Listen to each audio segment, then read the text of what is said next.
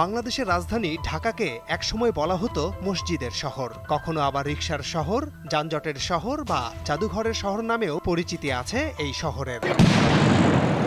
কিন্তু বর্তমানে এসব ছাপিয়ে ঢাকার পরিচিতি হয়ে উঠেছে দাবির শহর। এসব দাবির কোনোটির যৌক্তিকতা থাকলেও বেশিরভাগ দাবিকে অযৌক্তিক ও ভোগান্তিমূলক বলে মনে করছেন রাজধানীর সাধারণ মানুষ থেকে সরকারের নীতি নির্ধারকেরাও। জেনে আসি ঢাকা কেন দাবির শহর। ৫ আগস্ট রাজনৈতিক পট পরিবর্তনের পর দেশের আইনশৃঙ্খলা পরিস্থিতি যখন স্বাভাবিক হতে শুরু করেছে, তখনই বিশ্ববিদ্যালয়ে উন্নীত করার দাবি নিয়ে রাজপথে নামে রাজধানীর তিতুমীর কলেজের শিক্ষার্থীরা। সড়ক আটকিয়ে মিছিল, অবস্থান, বিক্ষোভের পাশাপাশি মহাখালীতে ট্রেনেও পাথর ছুঁড়ে হামলা চালানো হয়। সড়কে তৈরি হয় বিশৃঙ্খলা, চরম যানজটের কবলে পড়ে রাজধানীর বিভিন্ন সড়ক। তিতুমীর কলেজকে বিশ্ববিদ্যালয় করার দাবি সামাজিক যোগাযোগ মাধ্যমে ব্যাপক সমালোচিত হয়। এদিকে ঢাকা বিশ্ববিদ্যালয়ের অধিভুক্ত ৭ কলেজের শিক্ষার্থীদের আন্দোলন চলছে অনেক দিন ধরেই।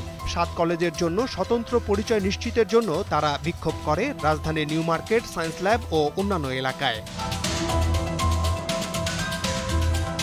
শিক্ষার্থীদের অভিযোগ, অধিভুক্তির ৭ বছরে রাজধানীর ৭ কলেজের মান উন্নয়নের পরিবর্তে শিক্ষার্থীদের ভোগান্তি বেড়েছে। শিক্ষক ও ক্লাসরুম সংকট, ফল প্রকাশে বিলম্ব, গণহারে ফেল করিয়ে জরিমানা আদায়ের অভিযোগ করে শিক্ষার্থীরা।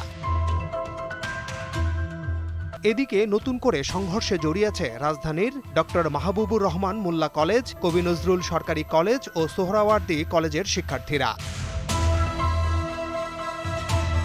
যে কারণে রণক্ষেত্রে পরিণত হয় রাজধানীর যাত্রাবাড়ি এলাকা। কলেজগুলোর শিক্ষার্থীদের মধ্যে দফায় দফায় সংঘর্ষের ঘটনা ঘটে। পরিস্থিতি নিয়ন্ত্রণে আনতে টিয়ারশেল নিক্ষেপ করে আইনশৃঙ্খলা রক্ষাকারী বাহিনী।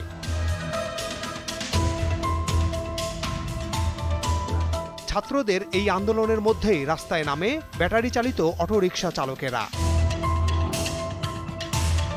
সম্প্রতি অটোরিকশার ধাক্কায় জাহাঙ্গীরনগর বিশ্ববিদ্যালয়ের এক শিক্ষার্থীর মৃত্যুর পর গত ১৯ নভেম্বর হাইকোর্ট ঢাকা মহানগর এলাকায় ৩ দিনের মধ্যে ব্যাটারি চালিত রিকশা চলাচল বন্ধের আদেশ দিয়েছিলেন। কিন্তু ব্যাটারি চালিত অটোরিকশা চালকেরা হাইকোর্টের নির্দেশ অমান্য করে রাস্তায় নেমে সড়ক অবরোধ করে বিক্ষোভ করেন। ফলে রাজধানীর বিভিন্ন সড়কে তীব্র যানজটের সৃষ্টি হয়। ভোগান্তিতে পড়ে সাধারণ মানুষ। তবে সোমবার ঢাকা মহানগর এলাকায় ব্যাটারি চালিত রিকশা চলাচল বন্ধের আদেশ ১ মাসের জন্য স্থগিত করেছে হাইকোর্ট। আশা করা যায় আপাতত এই আন্দোলন থেকে ব্যাটারি চালিত অটোরিকশা চালকেরা সরে আসবেন।